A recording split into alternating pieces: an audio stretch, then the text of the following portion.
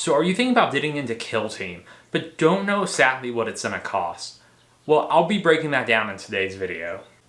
So basically what you'll need are dice, a tape measure, or this weird shape tool thing just for Kill Team, barricades, tac-op cards, your hobby supplies, some Kill Team specific markers, a table to play on, terrain, and obviously your models. With each thing you need, I'll cover the official way that the game designers want you to do it, my recommendation, and the budget version if there is one. So let's get started.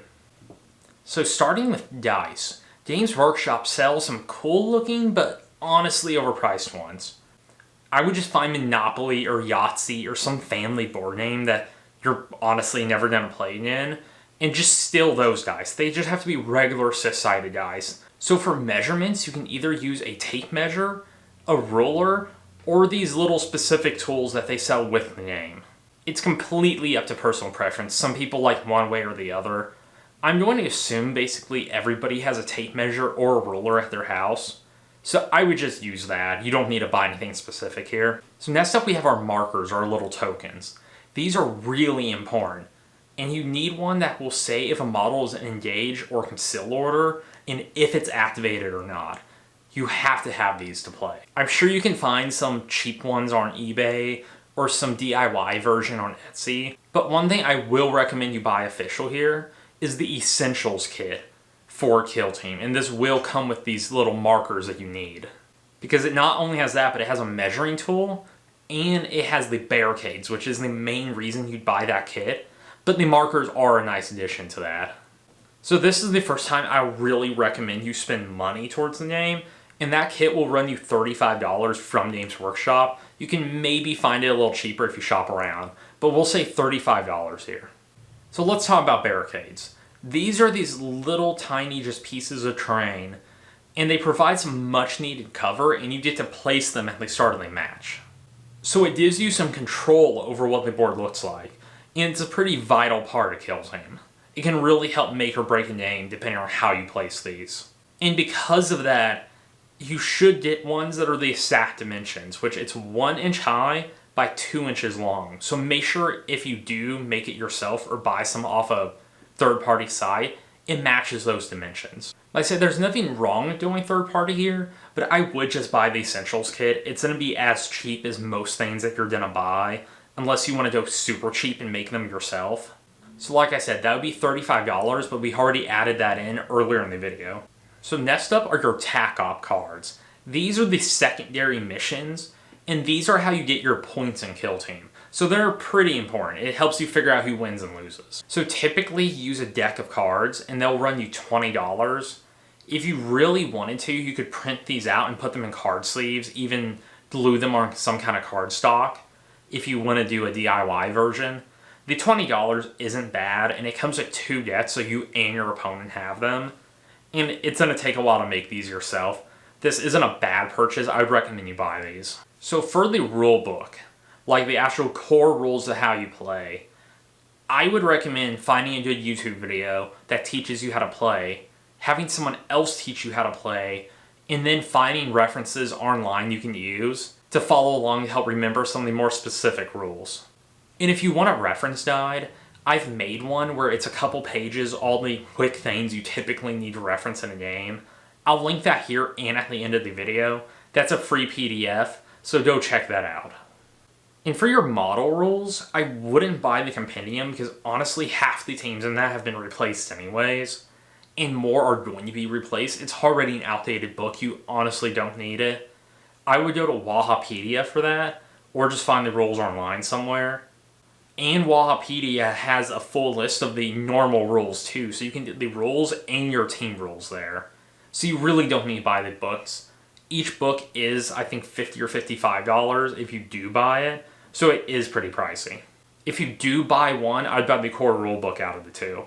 So for the actual board you play on, you want it to be 30 inches by 22 inches.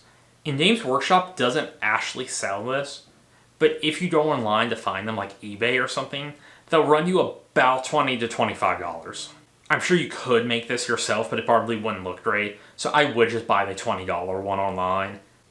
My real recommendation here, though, would be go to a hobby shop, like your local gaming store, because they'll probably have tape measures, they'll probably have dice you can use, or at least buy there for cheap. They'll have boards you can play on. They'll have some terrain you can set up. So if your local hobby shop has something like that, that's the way to do it. So now onto the hobby supplies, like your brushes, your paints, your primers, your glues, that kind of stuff. There is a lot of contradicting information out there, and I'm not a pro with that. I think I do okay. I think my stuff looks a little better than the average that I see online, but I'm not awesome at it. I've only really been painting for about a year now, and just some kill teams, so take this for what it's worth. What I personally would do is just like a $10 cheap brush set from Hobby Lobby or Walmart or something. When you're new, the hobby supplies won't be the limiting factor. It's going to be your skill. So just get something cheap and learn what you're doing. And after you get better, then start updating your brushes and stuff. And your first couple brushes, you're probably going to destroy anyways. So don't spend too much money on them. For priming, I just use like Rust-Oleum or Krylon or something.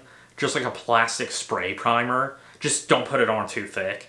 And then for paints, I use Citadel, Army Painter, and Vallejo is kind of my three. There are probably some better ones out there, but those are easy to find and they're relatively cheap. Don't go with the big cheap tubes from Walmart. Those are just going to be too thick and they won't work. You want miniature specific paints. So probably about $15 to get a couple paints for whatever color you want to do your army. Besides that, you'll need an X-Acto knife and a sprue cutter, probably like $5 a piece. The Citadel ones are really expensive though. So honestly, Hobby Lobby or Walmart or just something off Amazon should be fine. I would say for about $40, you should be able to get most of the stuff you need to start hobbying. Obviously, it depends on how many paint colors you want, which brand you go with, stuff like that. But around $40 should get you started. If you go all Citadel, which is Games Workshop's brand, probably closer to 80 or 90 honestly, because their stuff is expensive. Now for the plastic pieces on the board. And we'll start with terrain before we go to miniatures. Now, if you want to buy official terrain, it's going to be about $100. So I will say, if you buy something that's not made for Kill Team, or you make your own, just make sure there's kind of 2 levels of elevation here. Once you start playing, you'll realize having the high ground matters a lot. So you'll want to make sure you have that, or you're just missing half the game, honestly. And finally, the models, like the actual miniatures you're going to be playing with.